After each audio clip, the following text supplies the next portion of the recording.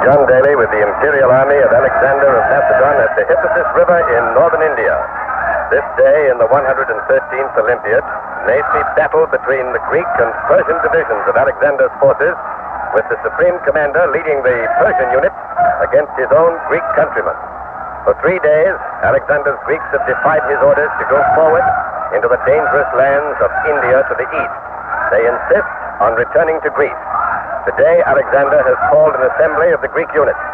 It is expected that he will offer his countrymen one last chance to end their mutiny. If they refuse, it's believed that Alexander will order the Persians to attack at once. It must be emphasized, however, that this is not official. It is speculation. The best opinion we've been able to obtain in answer to our question, why 326 BC, India. You are there. Alexander of Macedon, seeking mastery of the world, is defied by his war-weary Greek troops.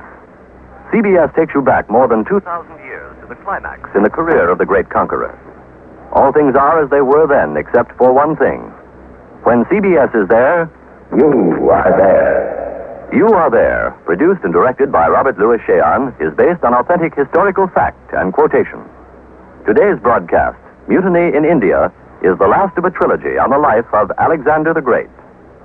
And now, India, the army of Alexander and John Daly. Alexander will order the Persians to attack them. That is the expectation here on the assembly ground near the Hippasus River, where the Greek troops are falling in to hear Alexander. There are, of course, only 30,000 Greeks in Alexander's imperial expeditionary forces against 100,000 Persians. The Persian troops are comparatively fresh, but the Greeks are war-weary. They had hoped that after their young king had crossed into Asia, reached the borders of India, the easternmost boundary of his empire, he would turn homeward. But Alexander led the army into India, into lands never before entered by civilized men. When the troops reached their present position here on the west bank of the Hippasus River, Greek resentment reached the point of mutiny. The Greek divisions held conferences, sent a delegation to Alexander demanding that he turn back. The emperor rejected that demand, ordered the Persian divisions to prepare for an attack upon the Greeks. But then, instead of attacking today as was expected, Alexander ordered this assembly of the Greek unit. Alexander is still at his headquarters and probably will not appear here until the assembly is completed. But General Coenus, the leader of the insurgent Greek divisions, has arrived, is at our news headquarters a short distance away. Ned Calmer is with him, so go ahead, Ned Calmer. What do you think? General Coenus will be with us in a moment. He's speaking to several officers. The general is of middle age, slightly above medium height, and there's a scar on his face, the mark of an old sword wound, a scar running from his left ear down to his lip. Coenus has been one of Alexander's most reliable captains, and the general has ended his conversation with the officers, and he's coming this way. General Coenus, sir, do you think Alexander has called this assembly to give the Greeks an ultimatum? Yes, he'll stand on that platform. He'll rage and threaten, but that will change nothing. The troops will stand fast. Alexander must yield. He must end this expedition and lead us back to Greece. But, General, I'm afraid a good many officers disagree with you, sir. They think that unless you end the mutiny, Alexander will order the Persians to attack. Persians? That's merely frightened talk. Disregard it. The Emperor's threat to use the Persians against us is a sham. Oh, what's your reasoning on that, sir? If the Emperor throws the Persians against us, he'll not only destroy us, but himself as well. Himself? Do you think those Persians have forgotten that Alexander invaded their country and conquered them? Do you think they've forgotten that their kinsmen died on the battlefields of Granicus, Issus, and the Tigris? No, sir. The Persians have no love for Alexander. Once we Greeks were gone, they would turn on Alexander like wolves. Well, General, suppose you're mistaken. Supposing Alexander does throw the Persians against you, what are your chances to defeat them? He won't. He can't. But if he does, we have no chance at all. But you Greeks have always been outnumbered by the Persians when you fought them, and yet you've beaten them. Yes, but always in the past, Alexander was our general. If we fight today, he will be leading the enemy. And as a general, he has no equal. He's worth 500,000 men. And still, sir, in spite of that, you're willing to risk a battle? We have no choice. We Greeks have been campaigning with Alexander for 9 years. We fought countless battles. We've seen our comrades die. And we feared each battle would be our last. These past 60 days, we've marched through a wilderness infested with poisonous reptiles. It's rained every day. Hundreds have perished of snake bite and fevers, and what lies ahead? Only more fighting against the gangrene, a great and savage nation. What difference does it make if we die today or the next day? If we must die, rather than die fighting for Alexander's insane ambition, let us die fighting to go home. Thank you, General Coenus. And now Don Hollenbeck at Alexander's headquarters is waiting to report. So over to him. Go ahead, Don Hollenbeck. The Emperor has still not left to go to the Greek assembly ground. Here outside Alexander's headquarters, the 100,000 men of the Persian units are drawn up behind Alexander's tent. Near the headquarters are 1,000 Persian cavalrymen, the royal bodyguard. Ordinarily, the Emperor's bodyguard is composed of an equal number of Greeks and Persians, but all the Greeks were instantly dismissed when the mutiny began. Among the royal bodyguard are a number of Persian satraps, warlords. The commander of the bodyguard is Axiates, king of Sogdia, the emperor's father-in-law. Alexander married Axiates' daughter Roxanne 2 years ago, and thereby cementing the friendship between this Persian warlord and his Greek ruler. King Axiates has agreed to a brief interview. He's with us now. Your Highness, General Coenus, the leader of the insurgents, said a moment ago that Alexander is coming to the assembly ground prepared to yield to the Greek troops. Do you think that's true? Does the tiger yield to the fawn? Does the eagle yield to the dove? Does the leviathan yield to the minnow? Well, from your metaphors, I conclude you think Alexander will not yield. I am not privy to the emperor's thoughts in this matter. But it is my belief that unless the Greek troops throw off their misleaders and submit voluntarily, Alexander will scourge them into submission. Well, do you think the Greek troops will break and submit? Does it matter to the tempest if the trees bend before it? Does it matter to the sea if the shore crumbles? Does it matter to heaven if the earth vanish? Alexander belongs no longer to Greece. His majesty belongs to the world. And with or without the Greeks, he will go on to conquer the world. We Persians will march with him. But the Gangredi who lie ahead are reported to be very strong. It said they have 2,000 war chariots, 20,000 cavalry, 200,000 infantry, and 3,000 war elephants. Possibly. But our spies also report that the Gangredi are dissatisfied with their present king. He is said to be a mere barber, elevated to the throne by an amorous queen. The Gangredi will not fight for him. They will welcome Alexander as a liberator. Your Highness, General Coenus claims if the Greek units were destroyed, you Persians would then turn on Alexander and destroy him. Would you comment on that? I shall be delighted. Alexander has enlarged my kingdom 5-fold. He has married my daughter. She will bear him sons who will one day reign in his place on the high throne of Asia. Does a father murder a beloved son? Does a vassal murder the ruler he honors?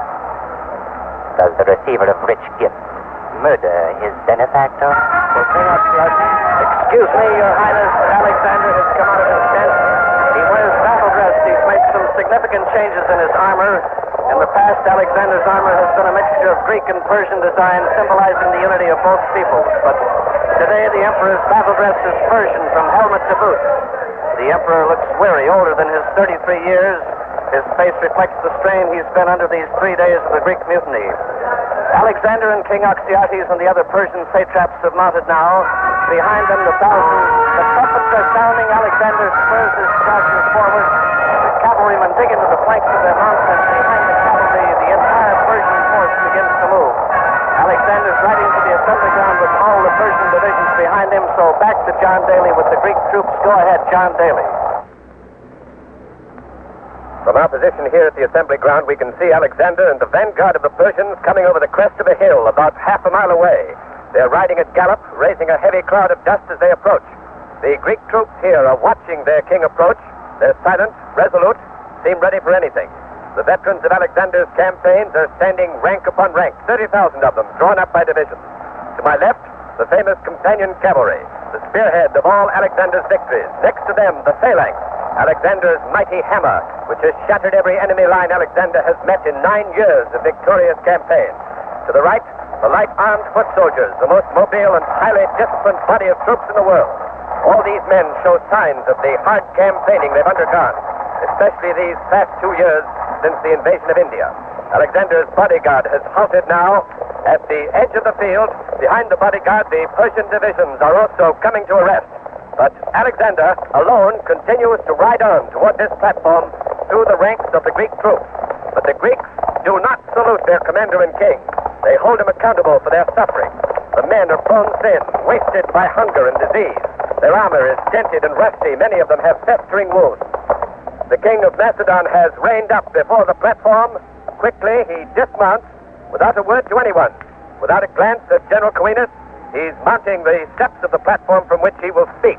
A lone figure before the 30,000 silently accusing and defiant Greeks who must be wondering whether their emperor will actually hurl the Persians against them unless they end their mutiny. Alexander is speaking. 3 days ago, your spokesman informed me that you refused to continue the campaign beyond the Hippasus River. Soldiers of Greece, this is treason! I should have nailed your spokesman to the nearest trees, flogged thousands into obedience, cut off hundreds of heads, as I did twice before, when traitors dared to rebel against me. Philotas, Callisthenes, Parmenion, all traitors and all dead. Yet, out of my love for you, my fellow countrymen, my simple soldiers who shared danger with me and victory, I am showing the greatest of forbearance. Soldiers of Greece, there are limits to my patience. We go forward, forward against the Gangrene, forward to new and ever more glorious victories, forward to mastery of the world. Alexander's words have drawn no response from the Greek divisions. The men are absolutely silent, unmoved by the eloquence of their king. They've heard his eloquence before, and apparently General Coenus is mounting the platform. Alexander turns to him. Coenus confronts his king now. Back to the platform. When you charge us with treason, we have opposed your will, but only because it has become necessary to place a limit upon our suffering. Your suffering. Have not I, your emperor, suffered as painfully as the commonest soldier? True, sire, but you must realize how numerous we Greeks were 9 years ago when you marched forth from Macedon on this expedition. You must realize, sire, how few of our original numbers have survived. I and you who have survived have sacks of gold and precious jewels. Oh. When I became your king, you were peasants, living in mud huts. Now you are men of wealth and power. I have made you princes of Asia. But we are men, sire. We have a great yearning to see our wives and children. Of what use is gold to us if we die here on an alien soil? Lead us, we beg you, back to Greece. Then, if it be your wish, lead a new expedition against the Gangrene. Young men will flock to your banner, replacing us who have grown old and weak in battle and hardship march. March at what? Or by my father Zeus, the Persians attack. I beseech you, sire, trust not the Persians. You rule their bodies, but not their hearts. Trust us, sire, us, the loyal Greeks, we who honor and love you. Fool! Mortal! It is I, Alexander, Emperor of Asia, son of the divine Zeus Ammon, a demigod who speaks. Forward, I say! Forward! No! Regent! The emperor is leaving the platform, his face pale with rage. General Coenus has just ordered the Greeks to prepare to resist an attack. Should Alexander order it now? The king has mounted. He's riding towards the Persians. The men are turning to face the Persian divisions. Cavalrymen are setting their lances. Archers fitting arrows to their bows. Soldiers of the phalanx have locked shields and raised their long spears. Others have drawn their swords. The Persians haven't moved yet. Alexander is approaching them, and a horseman has left the Persian ranks and has met Alexander in the center of the field. The horseman is Alexander of Todessus, the emperor's chief soothsayer.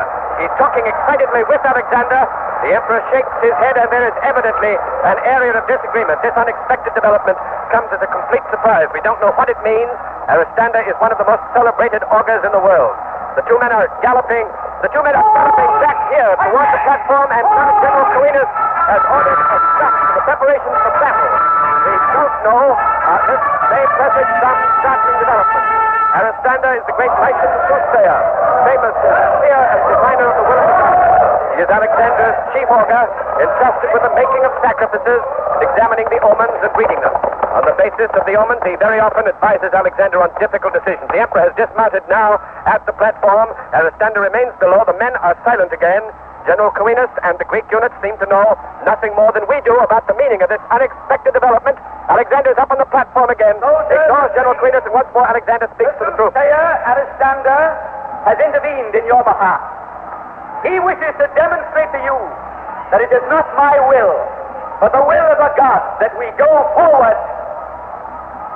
Here, now, on this platform, before your very eyes, Alexander shall perform the ceremony of the omens. He shall reveal to you the will of the son of Zeus, the friend and counselor of mankind, the Olympian Apollo. By what omen, sire, shall the will of Apollo be revealed? By the flight of a sacred white falcon. When the bird, upon release from its cage, flies eastward, it shall be a sign that you must march eastward. But, sire, what if the bird does not fly eastward? What if it flies to the west, the south, or the north? The falcon shall fly east, you hear? What if it does not fly east, sire? Why not? If the bird fly in any direction but east, we march home. You swear it, sire? I swear it. Alexander, prepare the ceremony. Alexander is leaving the platform. General Coenus is following. The Greek troops have broken ranks, are milling about the field, talking excitedly about this new development. For the moment, at least, there will be no battle here. Ned Calmer has made his way to General Coenus, who is surrounded by a group of excited Greek officers. So go ahead, Ned Calmer.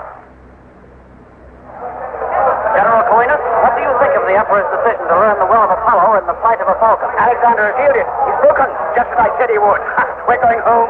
Home to Greece. Home? I don't understand, General. Isn't that question still to be decided by the flight of the falcon? No, the question's already decided. The falcon will fly west. West? How do you know that, sir? Because Alexander has instructed the soothsayer to make the falcon fly west. Are you charging that the ceremony of the omens is a fraud? Of course it's a fraud, a device to permit the emperor to yield without loss of prestige. Instead of humbling himself before his men, he will make it appear as if he is accepting the will of Apollo in the matter. But can the flight of a falcon be predetermined? My dear fellow, it's the simplest thing in the world. That rascal Alexander is a clever trickster. He's dozens of white sacred falcons in his cages. Why, they're all trained to fly in different directions. Some to the west, some to the east, and so forth. I'm a member of Alexander's staff. I've seen it done before. I told you this would happen. Alexander has realized at last that without his Greek divisions, he cannot conquer anything. Without us, he could not even hold the throne of Asia. Without the consent and support of loyal troops, even an emperor is nothing. Thank you, General Coenus. And now I'm informed that Don Hollenbeck, who's with Alexander and the Persian divisions at the edge of the assembly ground, is ready with a report on the Persian point of view on this matter. So over to him. Go ahead, Don Hollenbeck. I'm in a tent that's been hastily put up here to shade Alexander and his Persian satraps while they await the ceremony of the omens. Alexander is talking to members of his royal bodyguard. But here with us again is General Oxyates. Your Highness, General Coenus has just said the ceremony of the omens will be a fraud. He says that Alexander will direct the flight of the sacred falcon and that the bird will fly west, signifying Alexander's capitulation to the will of the Greeks. What's your comment on that? I am not a Greek. I know nothing of their gods or their ceremonies. But I do know my son-in-law. Alexander has not approached so close to his majestic goal of world domination, only to be stopped now by a handful of miserable Greeks. But, Your Highness, if Alexander means to continue the expedition, why has he offered the ceremony of the omens? He could have attacked. Alexander is not only shrewd, he is also merciful. If Greeks are to die this day, he wishes to sacrifice as few of his countrymen as possible. Therefore, he plays upon their superstition.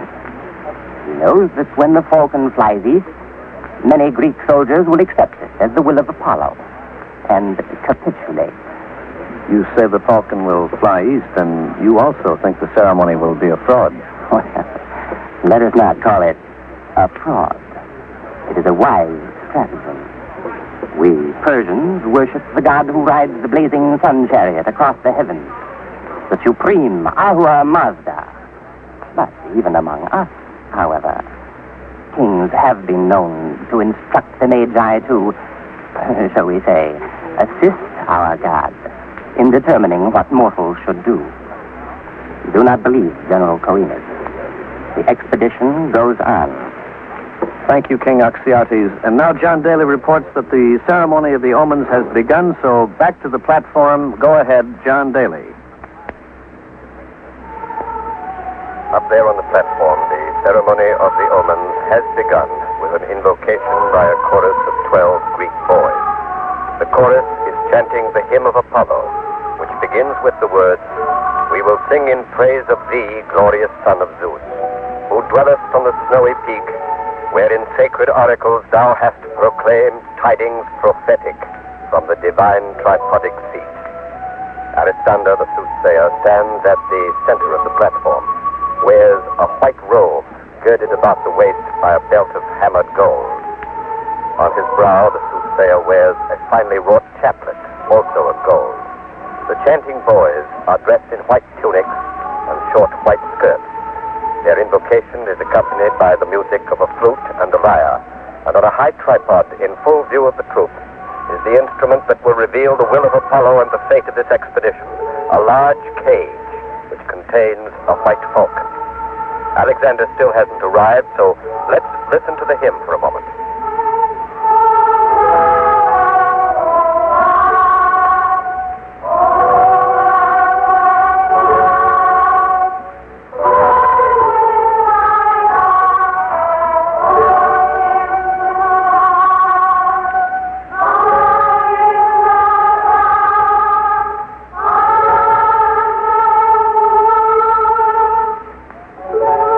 Has come up to the platform now. He came up alone a moment ago, dismounted and walked up the steps. General Coenus is also on the platform. Alexander still impassive, but the general's face wears an expression of cynicism, even disdain. There's not a sound in the ranks of the Greek troops. They watch the platform with fixed stares. Fraud or not, if the falcon flies east and the Persians attack, they have said they will fight. Now the invocation has ended, and Alexander has begun his petition to Apollo. Divine son of almighty Zeus, bringer of the light, patron of muses, healers, and oracles, lend ear to our supplications. Manifest thy will to these sore troubled mortals. Speak now in the flight of this sacred white falcon, which we deliver unto the skies. With a quick movement of his hand, Alexander has lifted the lid of the cage, and with a scream, the sacred white falcon has launched itself into the air. It's climbing rapidly. Every man among the 30,000 Greek soldiers here is watching its flight, taut, nerves at the snapping point. The falcon is soaring in wide circles directly overhead, and it seems to be searching for its course. And now, with another scream, the falcon is winging westward. It's flying west in the direction of Greece. And to a man, every Greek has turned to Alexander on the platform. The bird has flown west, but will Alexander keep his promise? The king is still watching the falcon. As it grows smaller and smaller in the distance, there's an expression of bitter heartbreak, sorrow on his face. Now the king is speaking. Of Greece, Apollo has spoken. no mortal, not even I, Alexander, a demigod, may defy him. Soldiers of Greece, we march home. Mighty roar, the Greek divisions are hailing the announcement. Soldiers are throwing their arms about each other, stopping with joy and relief. General Coenus is smiling with obvious satisfaction, even triumph.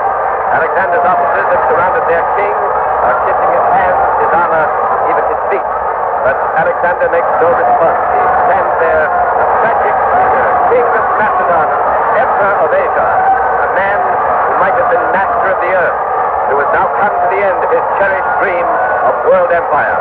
Whether or not the ceremony of the omens was a fraud, a device to save faithful Alexander may never be known. But one thing is certain.